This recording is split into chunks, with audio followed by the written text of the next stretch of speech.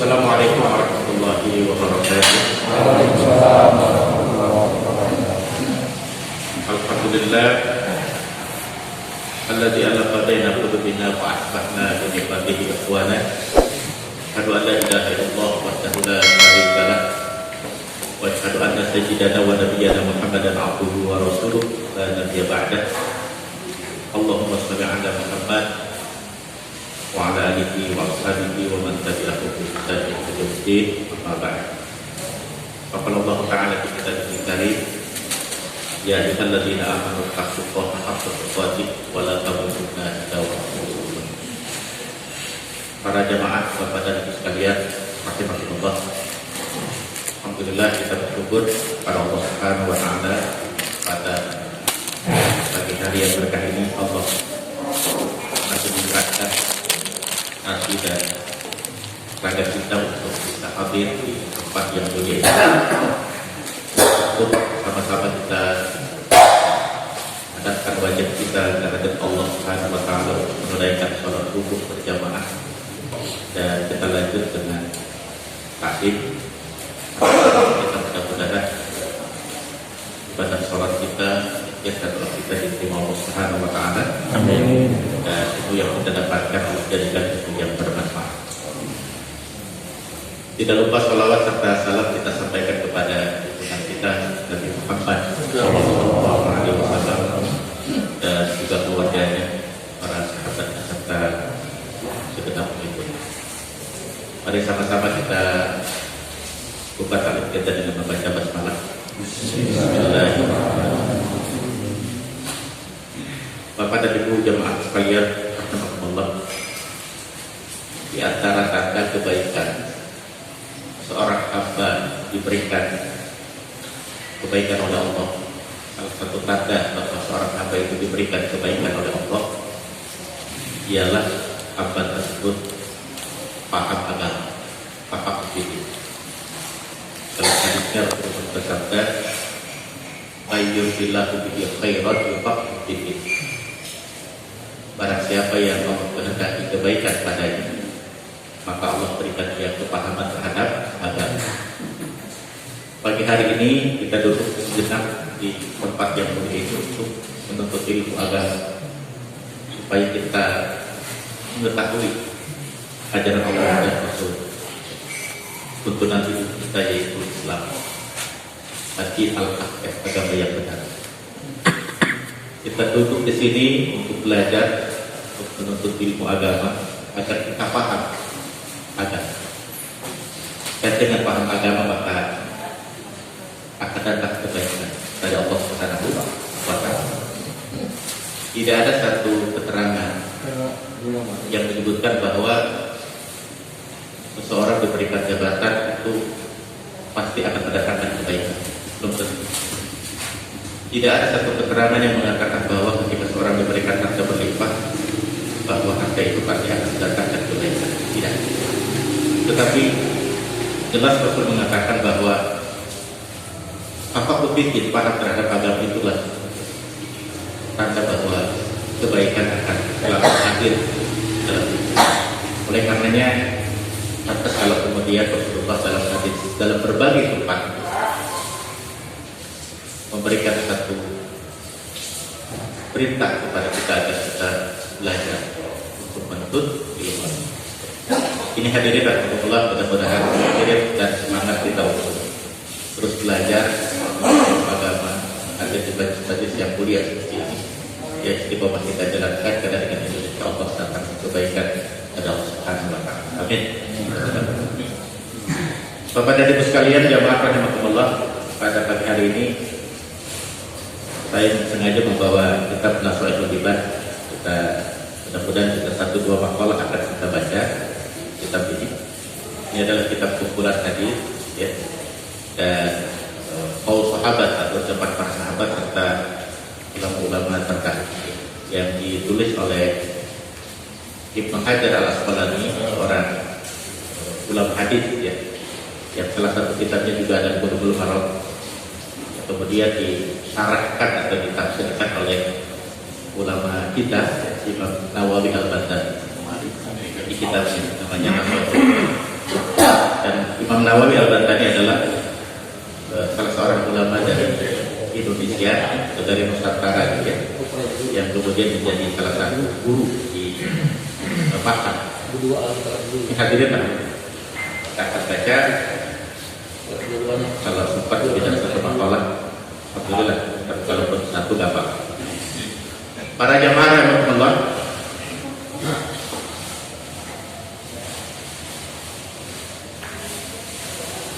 Anin Nabi Sallallahu Alaihi Wasallam annahu qala, dari Nabi Sallallahu Alaihi Wasallam bahwasanya beliau bersabda. Ini hadis Nabi yang pertama dalam makalah ini. Khoslatani la syai'un afdalu minhuma al-imanu billah wa naf'u lil muslimin. Khoslatani artinya ada dua perkara la syai'un, sementara tidak ada perkara yang lain afdalu lebih utama atau lebih baik minhuma dari kedua perkara tersebut. Jadi Rasulullah ingin menerangkan kepada kita ada dua hal yang sangat tinggi kedudukan, ada dua hal yang sangat hebat kedudukan, dan tidak ada perkara lain yang lebih hebat daripada dua perkara tersebut. Saking hebatnya perkara the best, sesuatu yang paling unggul, dan tidak ada perkara lain yang mengungguli daripada dua perkara ini. Dan ini kalau ada pada seorang manusia, maka dia telah mendapatkan keuntungan besar dalam hidup. Ada tidak ada yang lebih menguntungkan bagi seorang hamba daripada kedua perkara. Khoslatan ila syai'un afdalu minhu. Dua perkara yang tidak ada perkara lain yang lebih utama daripada kedua. Apa dua perkara itu? Rasul menerangkan yang pertama al-imanu billah. Yang pertama adalah beriman kepada Allah. Hadirin rahimakumullah, kita bersyukur karena Allah berikan nikmat terbesar bagi kehidupan kita ini, dalam hidup kita. Nikmat terbesar itu adalah kita beriman pada Allah Subhanahu wa taala. Nikmat yang paling tinggi, nikmat yang membuat kita menjadi makhluk Allah yang mulia dengan sebab keimanan. Dengan iman itu kita menjadi makhluk yang terhormat. Dengan iman itu kita menjadi makhluk yang Allah dudukkan pada derajat yang tinggi di sisi Allah Subhanahu wa taala. Kalau kita baca dalam beberapa ayat lain, misalnya surat Al-Mujadilah ayat berapa, ayat 11 ya. Yarfa'illahu alladziina aamanu minkum walladziina utul ilma darajat. Allah pasti akan meninggikan, Allah pasti akan menempatkan pada derajat yang tinggi siapa? Yaitu adalah orang yang beriman dan orang yang beriman. Hadirin Allah, jadi inilah nikmat yang terbesar yang wajib kita syukuri dan kita senantiasa untuk pelihara ya keimanan kita ini, untuk senantiasa kita jaga, karena inilah kekayaan kita yang paling berharga, kekayaan kita yang paling tidak akan pernah ada apapun yang bisa melebihi nilainya daripada beriman pada Allah Subhanahu wa taala. Allah menjanjikan bahwa orang yang mulia dengan orang dengan keimanan kita akan jadi, dengan keimanan kita ditinggikan derajat kita, dengan keimanan kita menjadi terhormat, dengan keimanan kita juga yang dijanjikan Allah mendapatkan tempat yang mulia insya Allah jadi surga kita. Sekarang persoalannya adalah bagaimana kita memelihara dan merawat keimanannya. Karena para ulama juga mengatakan bahwa keimanan kita ini sifatnya fluktuatif, pasang surut naik turun, kadang mantap, sesekali kadang juga turun. Indikatornya kita bisa lihat dari semangat kita di dalam kita beramal saleh. Kalau imannya lagi bagus, amal salehnya juga mantap, ya semangat. Tapi kalau sudah mulai malas-malasan beramal saleh, itu harus segera sadar bahwa itu adalah tanda bahwa keimanan kita sedang menurun. Terlebih lagi kalau nauzubillah lakukan kemaksiatan dan kemaksiatan. Beberapa poin yang diajarkan oleh para ulama kepada kita agar kita bisa menjaga stabilitas keimanan kita, bahkan berharap iman kita terus menaik menanjak. Pertama tentu adalah dengan kita berilmu. Jadi ilmu ini salah satu cara kita untuk memupuk, menumbuh suburkan keimanan. Makanya Rasulullah mewajibkan kita untuk menuntut ilmu. Dengan kita tahu aturan Allah dan Rasul, mana yang benar untuk kita ikuti, mana yang jelek untuk kita jauhi, maka ini akan menjadi pupuk yang sangat efektif untuk menumbuh suburkan keimanan.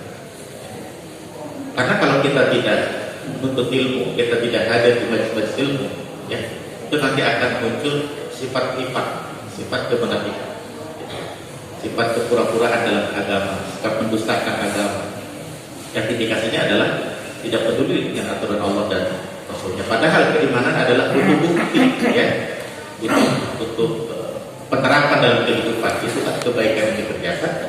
Bukti. Itu yang pertama adalah dengan kita terus belajar menuntut ilmu untuk menumbuh suburkan keimanan kita. Yang kedua adalah dengan kita saling menasihati, tazkirah. Makanya dalam Al-Quran surat Al-Asr, surat pendek tapi paling dalam ini, kalau kita baca, bahkan Imam Syafi'i pernah mengatakan seandainya Al-Quran itu turun hanya satu surat saja, itu maka cukup satu surat ini sebagai pedoman hidup kita.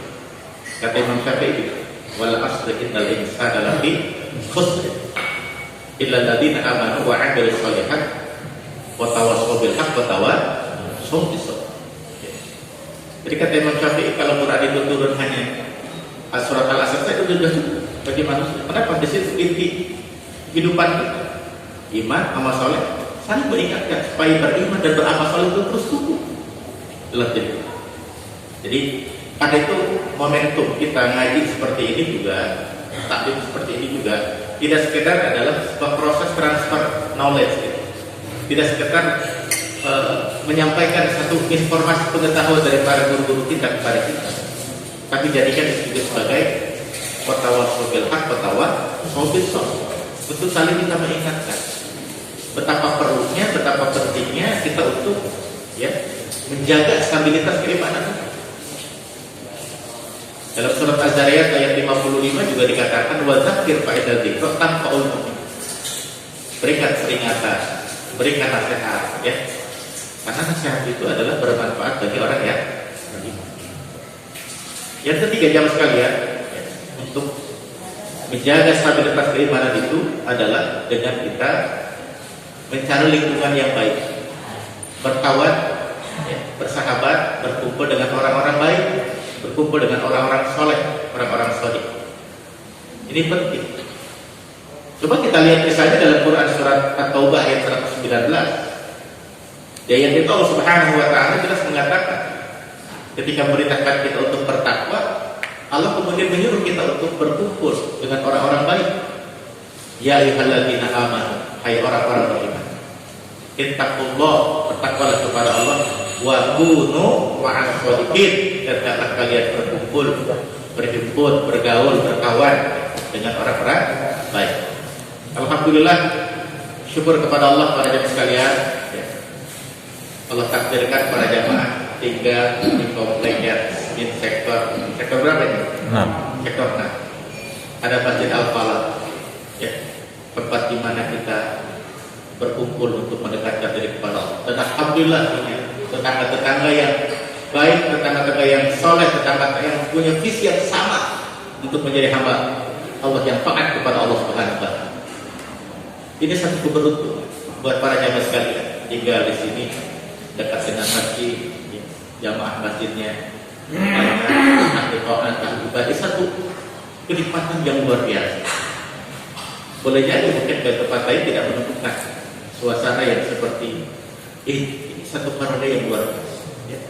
Karena di antara nikmat, di antara ciri kebahagiaan kata Rasul bagi seseorang adalah ketika dia punya anak dan istri yang soleh-solehah, punya istri solehah, punya anak-anak yang soleh-solehah. Yang ketiga adalah punya tetangga yang soleh.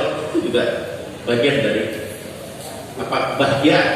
Alhamdulillah, lingkungan yang seperti inilah yang senantiasa akan menjadi lingkungan yang akan membuat keimanan kita terjaga dan terpelihara. Alhamdulillah, ya. Disatukan Allah Subhanahu wa Ta'ala. Lingkungan yang baik itu penting buat kita. Betapa Rasulullah mengatakan bahwa kalau kau ingin tahu bagaimana kualitas keislaman seseorang, ya, bagaimana kualitas agamanya, cukup kalian lihat dengan siapa dia berkawan. Itu satu gambaran betapa lingkungan itu memberikan pengaruh yang luar biasa. Ya, kawan, teman, sahabat, tetangga, luar biasa.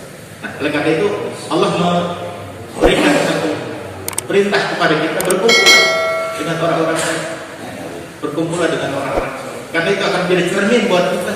Ya, al-mu'minu mir'atul mu'min. Seorang mukmin itu menjadi cermin, ya, bagi mukmin yang lain.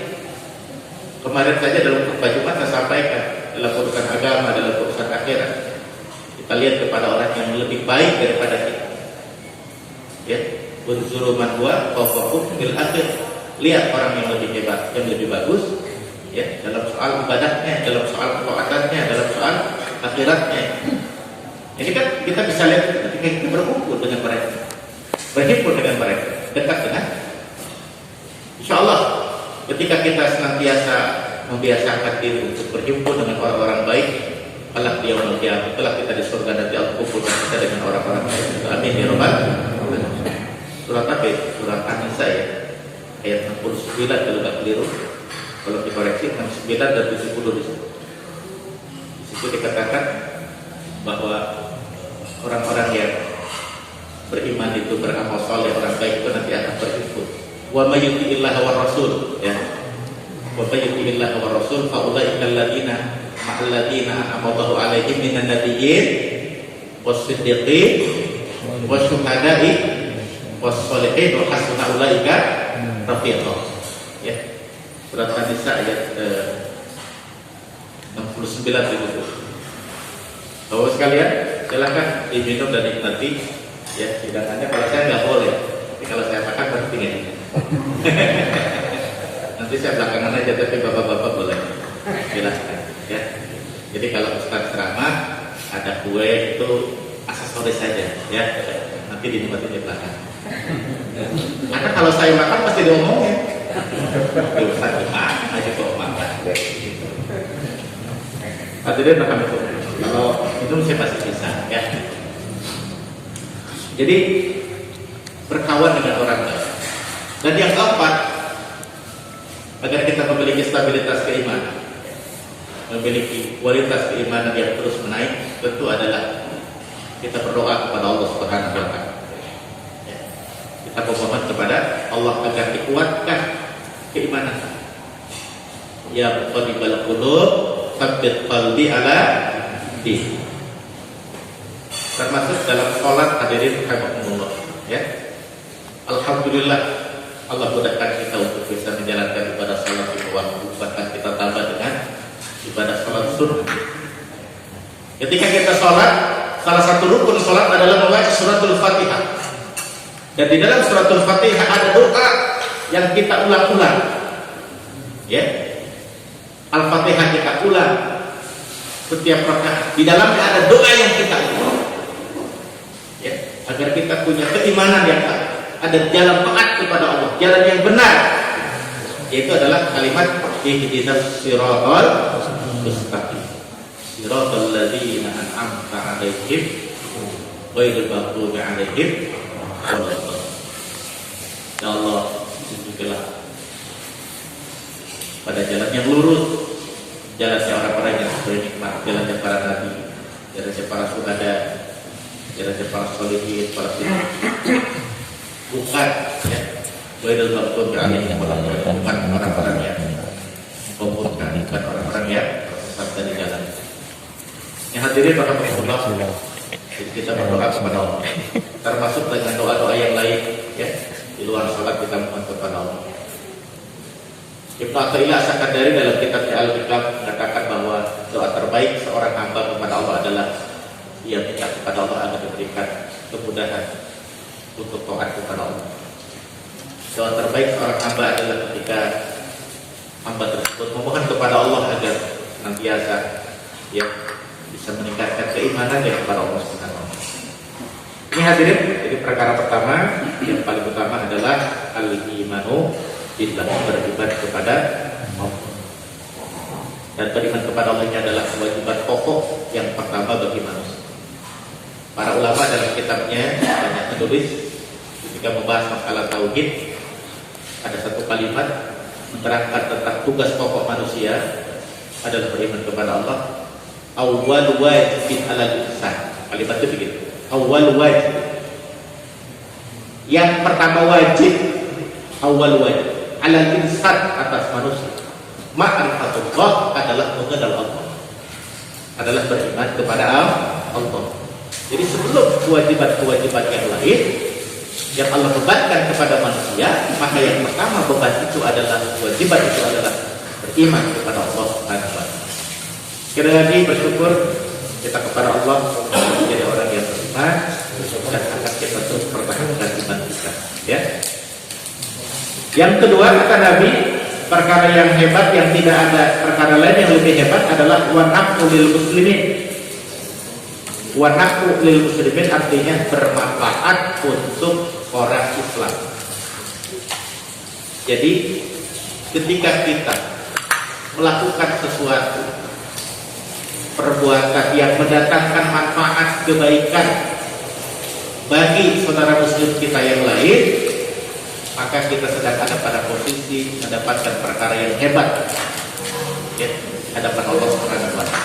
Ada itu dalam hadis lain juga Rasulullah mengatakan, khairun nas anfa'uhum, sebaik-baik manusia adalah yang paling bermanfaat bagi orang lain.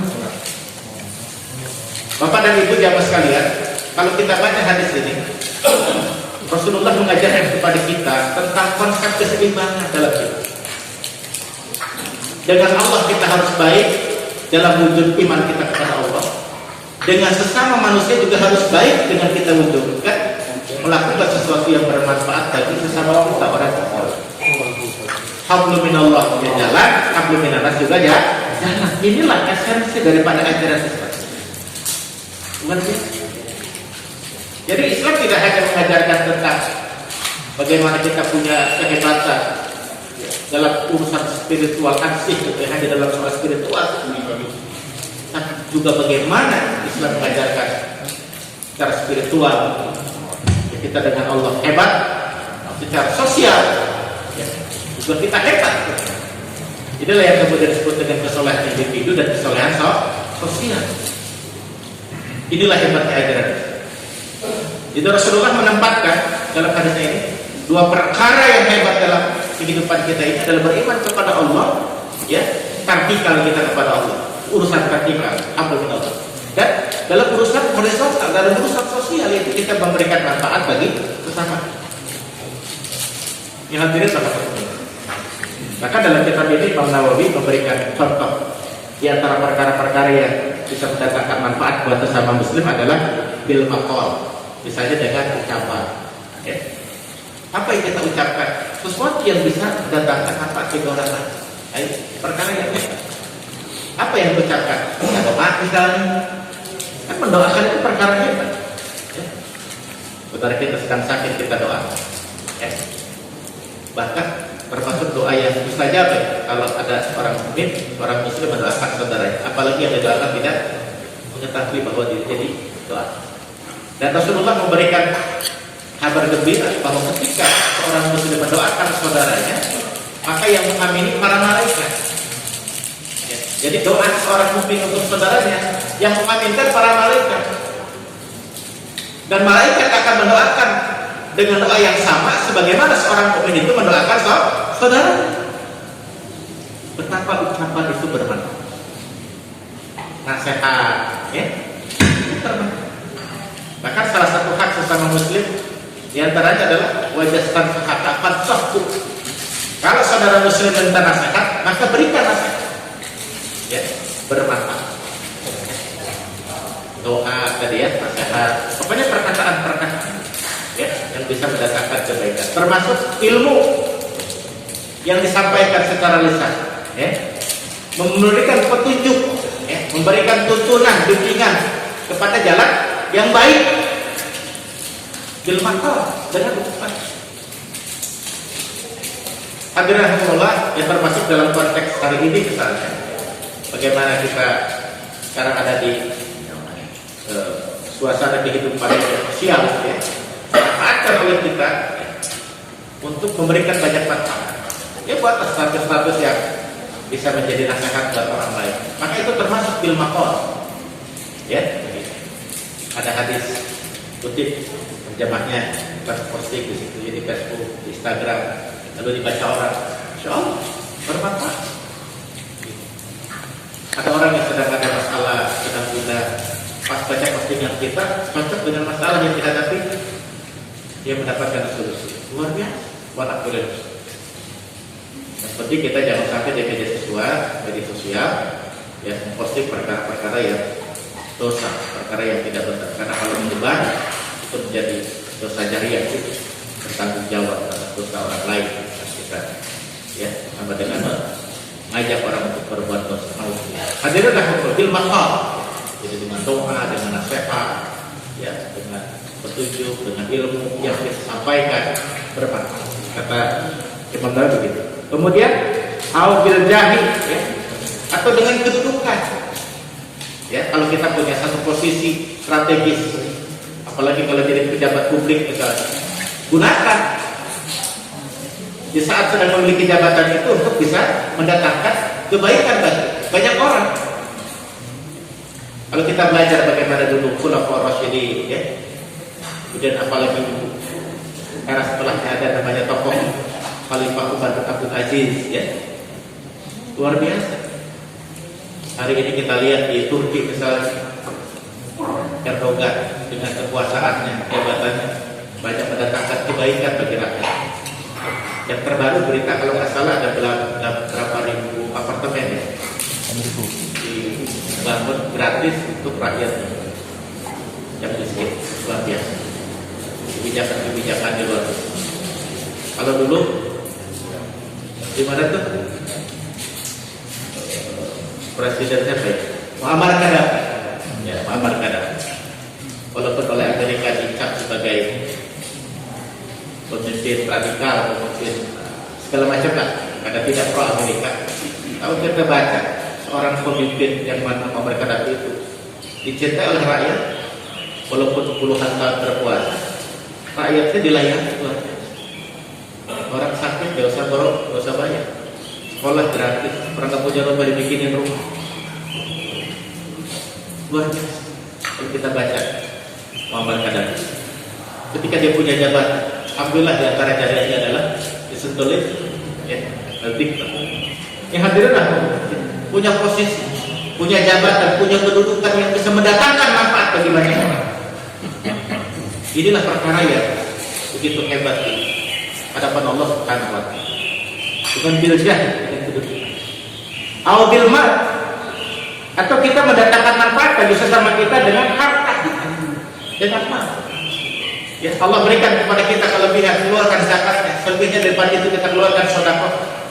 Maka ketika dengan harta yang Allah berikan kepada kita mendatangkan manfaat bagi orang lain, maka kita sedang beramal perkara yang paling hebat di hadapan Allah Subhanahu wa taala.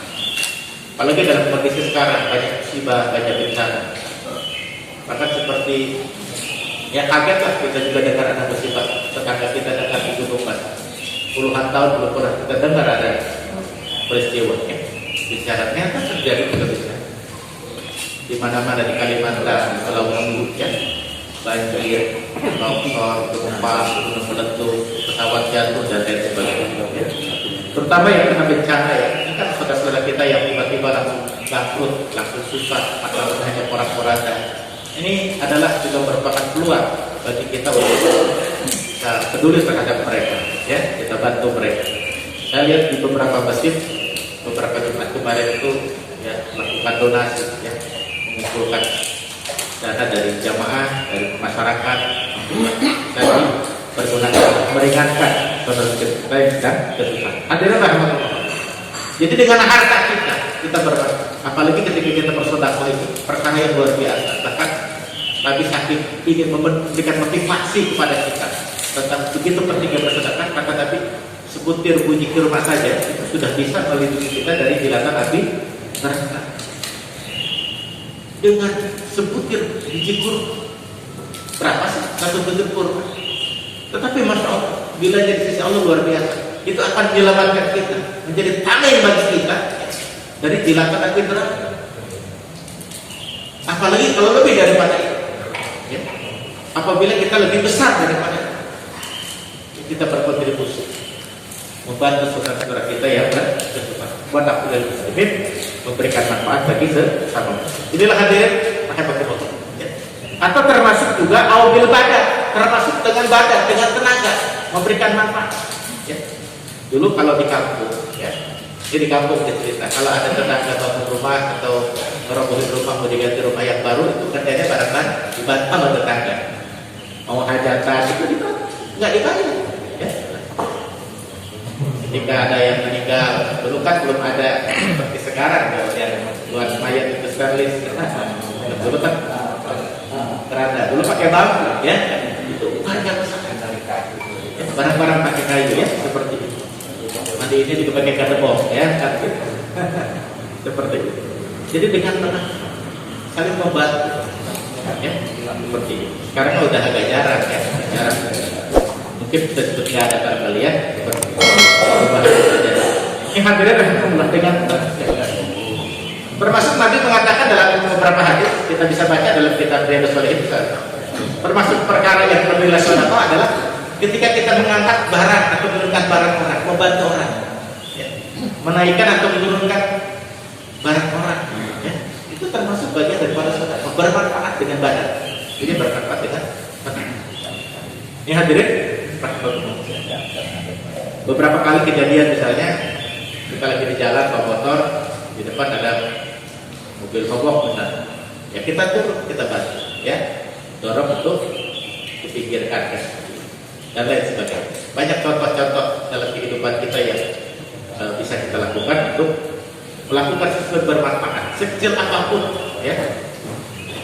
Termasuk misalnya ada orang yang mencari alamat atau barangnya jatuh, ya kita ingatkan. Ada kejadian bener atau enggak, waktu Jumatan itu kotak amal lewat, ya kan?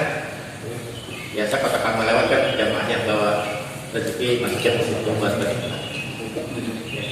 Kemudian pas nyampe di seorang bapak, kotak itu bersih, dia isi, ya, dengan uang yang dia sudah siapkan, ya. Setelah dia mengisi, kemudian